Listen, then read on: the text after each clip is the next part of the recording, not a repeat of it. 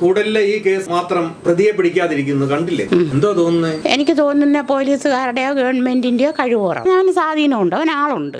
മധുസാർ പറയുന്നുണ്ടായിരുന്നു അവളെ കെട്ടിക്കാൻ കുറച്ച് പൈസ വെച്ചിരുന്നു, ഞാൻ ഈ കേസിന് വേണ്ടി ചെലവാക്കുന്നു. ഈ പൈസ ഉണ്ടായിട്ട് പോലും ഒരു പൈസ കൊടുത്ത് അവരെ കയ്യിലെടുത്തിരിക്കുക. കോടികൾ കൊടുത്ത് കാണുമവര്. അവൻ അതുപോലെ ഉണ്ട്. അവനെ പലയിടത്തൊന്നും മോട്ടിച്ചതും എല്ലാം. അങ്ങനെ അവനെ പൈസയുടെ പുറത്താ അവൻ ഇങ്ങനെ നിൽക്കുന്നത്. പറഞ്ഞാൽ ഇതിനൊരു നേട്ടം വരുമോ? വരണ്ടായോ? ദൈവം ഉണ്ടോ എന്ന് വിചാരിക്കുന്നെങ്കിൽ ഇതിനൊരു നേട്ടം വരുവോ? വരുത്തണം. പാടുപെടുന്നവരെല്ലാം കൂടി ഇതിനൊരു നേട്ടം വരുത്തിയേ മതിയാവും. ദൈവം എന്തെങ്കിലും കരുണ കാണിക്കണം. അവളോട് ഇങ്ങനെ കാണുമ്പോ ഇങ്ങനെ ഇറങ്ങിപ്പോയി ഒന്നും മിണ്ടത്തുള്ളൂ. അവരുടെ അച്ഛന്മാര് ശകലം സമാധാനപ്പെട്ടാലും തള്ളയ്ക്കത് താങ്ങത്തില്ല. പക്ഷെ അതിൽ ഇളയത് ഒന്നുകൂടെ ഉണ്ടായിരുന്നെങ്കിലും, ഇളയത് മൂത്തത് ഒന്നുകൂടെ ഉണ്ടെങ്കിലും ഒന്ന് പോയപ്പോ ഒന്നുണ്ടല്ലോ. ഇതിപ്പോ ഒന്നുമില്ലല്ലോ. എങ്ങാണ്ട് കിടന്ന് ഒരുത്തനെ കണ്ട് അവൻ പറഞ്ഞ വാക്ക് കേട്ട് വിശ്വസിച്ച് അവൾ അന്യായം അങ്ങ് ചെയ്തു. ഇത് തിരിച്ചു ചിന്തിക്കാനുള്ള ഒരു കഴിവ് ഈശ്വരൻ അവർക്ക് കൊടുത്തില്ല. ചേട്ടാ, ഈ കേസിന്റെ സ്ഥിതി എന്തുവാ ഇപ്പം? സ്ഥിതി എന്തുവാന്ന് ചോദിച്ചാൽ അവർ വക്കീലുമായിട്ട് ബന്ധപ്പെട്ട് കാര്യങ്ങൾ ചെയ്തുകൊണ്ടിരിക്കുമായിരുന്നു. ഇപ്പോൾ എന്തുവാന്ന് ചോദിച്ചാൽ ഒരു അനക്കവും ഇല്ലാത്തൊരു മന്ദഗതിയിലാണ് ഇത് പോകുന്നത്. തുടക്കം മുതലേ എന്ന് പറഞ്ഞു കഴിഞ്ഞാൽ കാര്യങ്ങളൊക്കെ ഒരു ചെറിയ ഊർജിതമായിട്ട് പോകുന്നുള്ള രീതിയിലായിരുന്നു അതിൻ്റെ ആ തുടക്കമൊക്കെ. ഇപ്പോൾ തീരെ മന്ദഗതിയിലാണ്. ഒരു ഇതുമില്ല. അവൻ തന്തയും തള്ളയും നിരീക്ഷണത്തിലാണെന്നൊക്കെ പറഞ്ഞു വെച്ചേക്കുക. എന്തോ അവനെ ഇതുവരെ പിടി കിട്ടിയിട്ടില്ല. എന്തോ ആയാലും നല്ല സംരക്ഷണയിൽ അവനെ എവിടെ ഒളിപ്പിച്ച് വെച്ചിരിക്കുകയെന്നാണ് എൻ്റെ ഒരു അഭിപ്രായം. പോലീസുകാരൊന്നും കണ്ടുപിടിച്ചില്ല. കക്ഷി തന്നെത്താണ് എല്ലാ റിപ്പോർട്ടുകളും കൊടുത്തത്. ഹോസ്പിറ്റലിലെ ട്രീറ്റ്മെന്റിന്റെ ബില്ല്, ബാങ്കിലെ സ്റ്റേറ്റ്മെന്റ് എല്ലാം കണ്ടുപിടിച്ച് പോലീസിനെ ഏൽപ്പിച്ചത് തന്ത തന്നെയാണ്. 24 മണിക്കൂർ അവരുടെ നിരീക്ഷണത്തിലുണ്ടായിരുന്നു. അതിനുശേഷം അവനെ രക്ഷപ്പെടുത്താൻ വേണ്ടിയാണ് അവർ മനഃപൂർവ്വം അത് അങ്ങനെ ആക്കിയതാണ്. അല്ലെന്നുണ്ടെങ്കിൽ 24 മണിക്കൂർ അവിടെ കഷ്ടയിടിക്കുന്ന ഒരു പ്രതിയെ ഇവിടുത്തെ പോലീസുകാർക്ക് പിടിക്കാനുള്ള സ്വാതന്ത്ര്യം ഇല്ലയോ? പോലീസുകാർക്ക് ധൈര്യമായിട്ട് ആ പ്രതിയെ പിടിക്കാമായിരുന്നു. പോലീസുകാർ അനാസ്ഥ തന്നെ ഇതിന് പറയാൻ പറ്റും. തീവ്രവാദികളെ വരെ പിടിക്കുന്നു. അപ്പോൾ പിന്നെ നമ്മുടെ ഈ കേരളത്തിൽ നടന്ന ഈ ഇത്രയും നല്ലൊരു വാർത്തയായിട്ട് അതിന് ഒരു ഉദാസീനത കാണിക്കുക എന്ന് പറയുമ്പോൾ മേഘയുടെ അമ്മ എങ്ങനെ ഇരിക്കുന്നു ഇപ്പോൾ? മേഘയുടെ അമ്മ അവളാളപ്പഴവ. അവൾ ഇനി ഈ നാട്ടിൽ ജീവിക്കുന്നില്ല, ഈ വീട്ടിലും ജീവിക്കുന്നില്ല എന്ന് പറഞ്ഞു. ഇന്ന് രാവിലെ എന്നോട് പറഞ്ഞിട്ടാ പോയത്. കാർ ഓണടിച്ച് അപ്പം ഞങ്ങൾ ഞാനും എൻ്റെ മരുമോളും കൂടെ ഇറങ്ങി ചെന്നപ്പോൾ ഞാൻ ചോദിച്ചു, എന്തുവാ എന്തൊക്കെയോ വാരി കയറ്റിയല്ലോ വണ്ടിയിലെന്ന്. രണ്ടൊക്കെ വാരി വെക്കുന്നുണ്ട്. ഞാൻ പറഞ്ഞു, അമ്മേ ഞാൻ ഇനി ഇവിടെ നിൽക്കുന്നതേ ഇല്ല, ഈ നാട്ടിലേ ജീവിക്കുന്നില്ലെന്ന് പറഞ്ഞു. അപ്പം ഞാൻ ചോദിച്ചു, ഈ കഷ്ടപ്പെട്ട് വെച്ച വീടും ഇതൊക്കെ എങ്ങനെയാണെന്ന് ചോദിച്ചു. അതവിടെ കിടക്കട്ടെ. അത്ര മനസ്സ് മടിച്ചില്ലയോ? അവിടെ കൊച്ചില്ലാത്തതുകൊണ്ട് അവൾ ഇനി ഈ നാട്ടിൽ ജീവിക്കുന്നില്ല. അവൾക്ക് ജോലി പാലക്കാടാണ്. അപ്പോൾ അവളങ്ങ് പോയി അവിടെ നിന്നോണ്ട് ജോലിക്ക് പോവുക. അതെല്ലാ ദിവസവും ഒന്നും പോകുന്നില്ലെന്നും പറഞ്ഞ് വയ്യ അവൾക്ക്. ആളങ്ങേയറ്റം പറ്റി പന്നലായിരിക്കുക. മാനസിക വിഷമമുണ്ട്. ഇവിടെ നിൽക്കുമ്പോഴും കൂടെ പിന്നെ ബോധം മറയുമായിരുന്നു. അങ്ങനെയൊക്കെ ഉള്ള ഒരുപാട് അവസ്ഥയുണ്ട്. അതിനി ഗവൺമെൻറ്റോ ഉദ്യോഗസ്ഥന്മാരോ ആരാ അതിന് അത് ശരിയാക്കി കൊണ്ടുവരുന്നതെന്ന് വെച്ചാൽ കൊള്ളാം. ഇത് മനഃപൂർവ്വം അവരെ വലയ്ക്കും. അല്ലാതെ ഇത് ഗവൺമെൻറ്റും പോലീസുകാരും എല്ലാ ഉദ്യോഗസ്ഥന്മാരും ആ കള്ളനും സൈഡായിട്ട് നിൽക്കുക. അല്ലാതെ അവന് മറ്റു രീതിയിലല്ല ചെയ്യുന്നത്. ഇവരെ നശിപ്പിക്കുക. പോലീസിന്റെ കയ്യിൽ നിന്നും ഇവർക്കൊരു നീതി പ്രതീക്ഷയില്ല. നീതിയില്ല. അവരുടെ കുഞ്ഞും പോയി. എല്ലാം വേറൊന്നുമല്ല. ആദ്യമേ പറഞ്ഞു തന്തയും തള്ളയും ഇവരെല്ലാം കൂടെ എങ്ങാണ്ട് സുരക്ഷിതരായിരുന്നു. പിന്നെ പറയുന്നത് കേട്ട് തന്തയും തള്ളയും അവർ കണ്ടുപിടിച്ചെന്നോ എന്നൊക്കെ പറഞ്ഞു. തന്തയും തള്ളയും കണ്ടുപിടിച്ചെങ്കിൽ പിന്നെ ഈ മോൻ എവിടാന്നുള്ളത് പിന്നെ അത്ര അറിയത്തില്ല. മോൻ എവിടാന്നറിയാൻ ഞാനോ ഇല്ലാഞ്ഞല്ലോ. അവരവനെ പിടിക്കാതെ അവർക്കിഷ്ടം പോലെ നോട്ട് കൊടുത്തു കാണും. അതുകൊണ്ട് അവരവനെ വിട്ടതാണ്. വേറൊന്നും അല്ലിത്. ഇഷ്ടം പോലെ പൈസ കൊടുത്തതാണ്. ഉദ്യോഗസ്ഥന്മാർ വാങ്ങിച്ചതാണ്. അതിൻ്റെ പുറത്താണ് ഇവരെ ഇങ്ങനെ തഴഞ്ഞു കളഞ്ഞേക്കുന്നത്. ഇനിയിപ്പോൾ ഇതിനെന്തോ പറയുന്നേ? എങ്ങനെ കൊണ്ടുവരാനാ? എതിരെ കൊണ്ടുവരാനാ?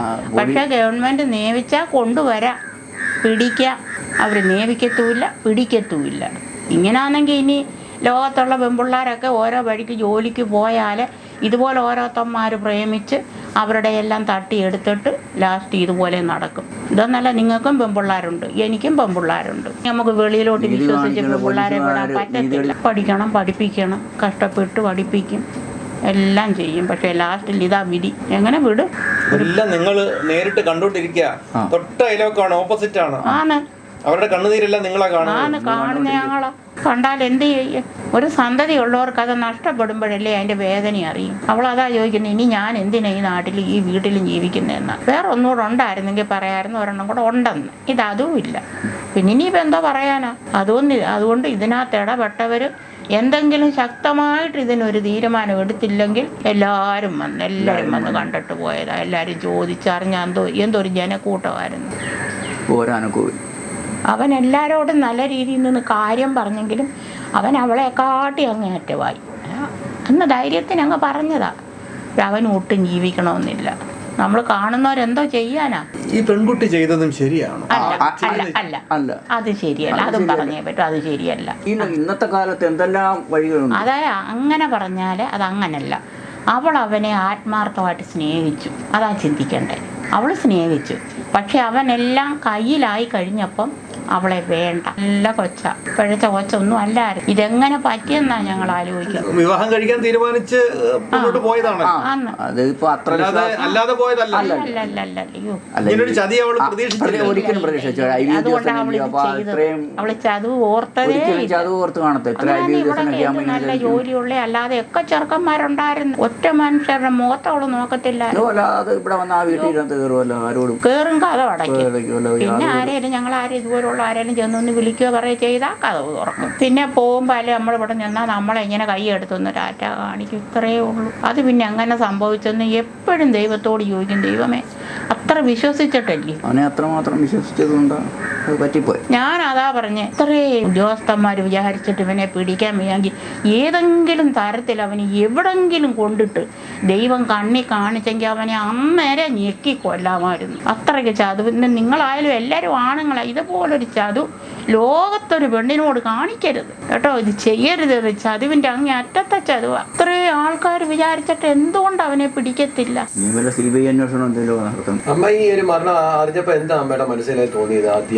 എന്റെ മക്കളെ, നിങ്ങളോട് പറയാൻ ഞാൻ ആദ്യമായിട്ട് വണ്ടിയല്ലേ ഓട്ടോ ഇരുന്നുകൊണ്ടാണ് ഇത് കേൾക്കുന്നത്.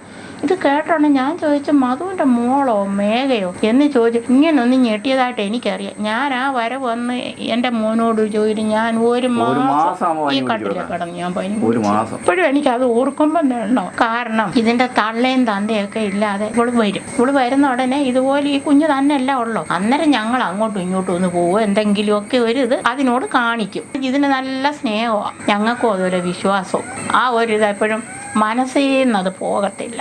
എങ്ങനെ നിയമിച്ചിട്ടും അത് ഇറങ്ങി പോകത്തില്ല. എൻ്റെ മരുമോൾ എന്നോട് പറഞ്ഞു, അമ്മ അതങ്ങ് കളാ പോട്ടെ, ഇനിയിപ്പോൾ എന്തോ ഇങ്ങനെ വിഷമിഞ്ഞാൽ ഞാൻ പറയും, എടി മുറ്റത്ത് നടന്ന സംഭവം ഇല്ലൂടി, നമ്മുടെ കൂടെ ഇരുന്ന് നടന്ന സംഭവം ഇല്ലയോ, ഇതെങ്ങനെ മറക്കും? ആരോടും പറയും? എന്തിനായി ഉദ്യോഗസ്ഥന്മാരിങ്ങനെ നടക്കുന്നത്? ഇവനെ പിടിക്കാൻ വയ്യാങ്കിൽ പിന്നെ എന്തോന്ന് നടക്കുക? എല്ലാവരും ഗവൺമെന്റിന്റെ ശമ്പളം മേടിക്കുന്നവരാണ് എല്ലാവരും. നിങ്ങളും ഇപ്പൊ പാടുപെട്ട് എത്ര പ്രാവശ്യം വന്ന്.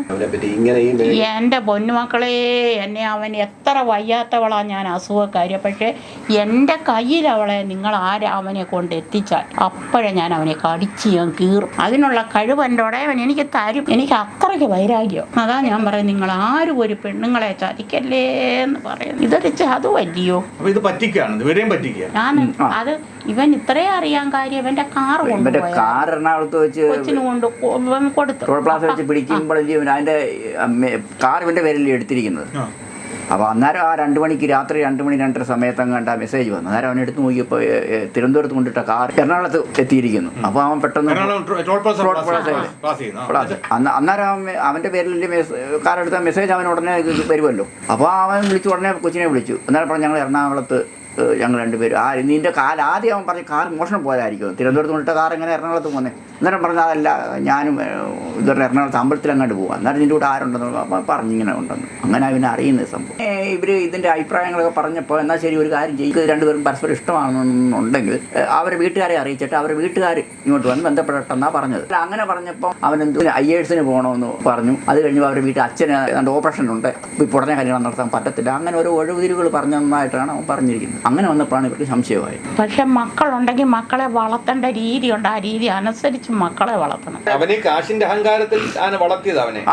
അതായിരിക്കാം. കൊച്ചിന് മറ്റു ദോഷമൊന്നും ഇല്ല, ഒരു കുഴപ്പമില്ല, യാതൊരു ദോഷമുള്ള ഒരു പെങ്കൊച്ചല്ല. ഇതെങ്ങനെ പറ്റിയെന്നുള്ള അത് ഈ വിശ്വാസമായി, കെട്ടിക്കോളാമെന്നുള്ള ആ ഒരു വിശ്വാസത്തിലാണ് ഇത് അകപ്പെട്ടു പോയത്. പാവം കുഞ്ഞുങ്ങളാണ്. യവന്മാരുടെ വലയിൽ ചെന്ന് വീഴുന്നത്. തൻ്റെ ഉള്ള പെണ്ണുങ്ങളെ അല്ലെ 1-2 പ്രാവശ്യം വന്നാലും അതിന്റെ ബാക്കി അവളുമാര് നോക്കും. കഴിവുറവുണ്ട്. ഈ വിഷയം വരത്തില്ലായിരുന്നു. അങ്ങനത്തെ പെണ്ണുങ്ങളെ അങ്ങനത്തെ പിള്ളേർ. പക്ഷെ ആ ഒരു രീതിയിലല്ല ആ കൊച്ചു. അതുകൊണ്ട് അങ്ങനല്ല ഒരു വളർത്തിയതുകൊണ്ട് അവൾക്ക് കഴിവുറവുണ്ട്. അതിന്റെ അങ്ങനെയുള്ള ഒരു പരാജയം പറ്റിപ്പോയി. ഇപ്പൊ എന്തോ നമ്മൾ പറഞ്ഞാലും അവർക്ക് സന്തതിയില്ല, അവർക്ക് ഇനി ഇവിടെ ജീവിക്കണമെന്നുമില്ല. ഈ കഴിഞ്ഞ ഇടയ്ക്ക് അവൻ കട്ടിലുമൊക്കെ പണിയിപ്പിക്കുമായിരുന്നു. കൊച്ചിന്റെ കല്യാണം നടത്താനായിട്ടേ ഈ കട്ടിലൊന്നും പോരാ എന്നും പറഞ്ഞുകൊണ്ട് കല്യാണ സംബന്ധമായിട്ടൊക്കെ ഉള്ള കാര്യത്തിലാണ് ആയിരുന്നു അവന്. കൊച്ചിനും അവിടെ ജോലി, 2 പേർക്കും ജോലിയുണ്ട്. അപ്പൊ ഇതിനകത്ത് ഒരു നീതി എന്തെങ്കിലും പ്രതീക്ഷിക്കാമോന്ന് ചോദിച്ചാൽ ഒരു പ്രതീക്ഷയില്ല. പെൺപിള്ളാര് വെളിയിലിറങ്ങി പോയാല് ഒരുത്തൻ ഒരിക്കൽ കണ്ട് എന്തെങ്കിലും പറഞ്ഞാൽ അത് ചിന്തിക്കാൻ കഴിവില്ലാത്ത പിള്ളേർ പിഴയ്ക്കുമ്പോഴും അവർ അച്ഛനെയും അമ്മയും ഓർക്കുന്നില്ല. അങ്ങനത്തെ ഒരു രംഗമാ മേഘ ചെയ്ത്. തിരിഞ്ഞ് അവൾ അച്ഛനെയും അമ്മയും ഓർത്തില്ല. അവർ കഷ്ടപ്പെട്ടു, വളർത്തി, പഠിപ്പിച്ചു, ജോലി വാങ്ങിച്ചു കൊടുത്തു, എല്ലാം ശരിയാ. ഇന്നലെ കണ്ട ഇവൻ ആ ദൈവമെന്ന് ഓർത്ത് അവൻ്റെ കൂടെ ഒട്ടി നിന്ന് ഉള്ള പൈസ മൊത്തം അവനെടുത്തു. ലാസ്റ്റ് വന്നപ്പോൾ അവന് വേണ്ട. അന്നേരം അവളൊന്നും ചിന്തിച്ചില്ല ഞാൻ ഇത് ചെയ്തുകൂടാ, എനിക്ക് അന്തസ്സായിട്ട് ജീവിച്ച് ഇവൻ്റെ മുമ്പിൽ കാണിക്കണമെന്നൊരു ബോധം ഈശ്വരൻ അവൾക്ക് കൊടുത്തില്ല. അതുകൊണ്ടാണ് ഈ അന്യായം ചെയ്തത്. ഇനി ജീവിച്ചിരിക്കുന്ന പെൺപിള്ളാരായാൽ പോലും ഇങ്ങനൊരു മങ്ങിണിമായം പറഞ്ഞു വരുന്ന ഒരുത്തരോടും അടുക്കരുത്. അങ്ങനെ ചിന്തിക്കുക പോലും ചെയ്യരുത്. കാരണം അച്ഛനും അമ്മയും എന്ത് കഷ്ടപ്പെട്ട കൂലി വേല ചെയ്തോ അല്ലെങ്കിൽ ഉദ്യോഗസ്ഥന്മാരെ എങ്ങനായാലും മക്കളെ വളർത്തുന്നത് അങ്ങനെ ഇല്ലയോ. എല്ലാവരും പൂർവ്വസ്വത്ത് കൊണ്ടൊന്നും അല്ലല്ലോ ജീവിക്കുന്നത്. ഇപ്പം നഷ്ടപ്പെട്ടത് അതുകൊണ്ട് അച്ഛനും അമ്മയ്ക്കും. ഓർക്കേണ്ട കാര്യം ഇതാ, ഒരു മോളേ ഉള്ളൂ, അവനാ വന്നേയുള്ള അതിൻ്റെ ദണ്ണമാണ്. പക്ഷെ ഇനിയിപ്പോൾ നമ്മൾ എന്ത് പറഞ്ഞാൽ അവൾ ഓർക്കണമായിരുന്നു, അവൾ ഓർത്തില്ല. അവളെ സ്നേഹിച്ചപ്പോൾ അവനാ ദൈവം എന്നും പറഞ്ഞാൽ അവൾ ഈ വേല ചെയ്തു. അപ്പോൾ ആരാ ചതിച്ചത്? അവനല്ലേ ചതിച്ചത്. അച്ഛനും അമ്മയെ ശിക്ഷപ്പെട്ടിരിക്കുന്നത് അവർക്ക് ആരും ഇല്ല. അതുകൊണ്ടല്ലേ സ്വന്തം വീട്ടിൽ നിന്ന് ഇറങ്ങിപ്പോയത്. എന്നിട്ട് അവൻ്റെ വീട്ടിൽ നിന്ന് ഇറങ്ങിപ്പോയോ? അവൻ്റെ അപ്പനും അമ്മയും ഇറങ്ങിപ്പോയോ? ഇത് ശരിയായി വരുമോ എന്നൊരു വിശ്വാസം ഇല്ല. കാരണം ഇവൻ കൊടുക്കുന്നതിൽ കൂടുതൽ തുക കൊടുത്ത് ഇവരെല്ലാം കയ്യിലെടുത്തേക്കും. അപ്പോൾ ആ ഭാഗത്തോട്ടെ ആ ആൾക്കാർ നിൽക്കത്തുള്ളൂ. മരണപ്പെട്ടാലും ഇല്ലേലും വളർത്തിയ മാതാപിതാക്കളെ ഏത് രാജ്യത്ത് പോയാലും മുന്നിൽ അവരെ ചിന്തിക്കണം. കുഞ്ഞിന് അങ്ങനത്തെ ഒരു ബോധം ദൈവം കൊടുത്തില്ല. ഇപ്പോൾ അവരനുഭവിക്കുന്ന അനുഭവം അത് ദൂരെ അടുത്ത് നിന്ന് കണ്ടറിയുന്നവർക്ക് മാത്രമേ അതറിയൂ. കൂടുതൽ വാർത്തകളും വിശേഷങ്ങളും നിങ്ങൾക്ക് ലഭിക്കാൻ കേരളീയം ന്യൂസ് സബ്സ്ക്രൈബ് ചെയ്യുക. കൂടെ ബെൽ ബട്ടണും അമർത്തുക.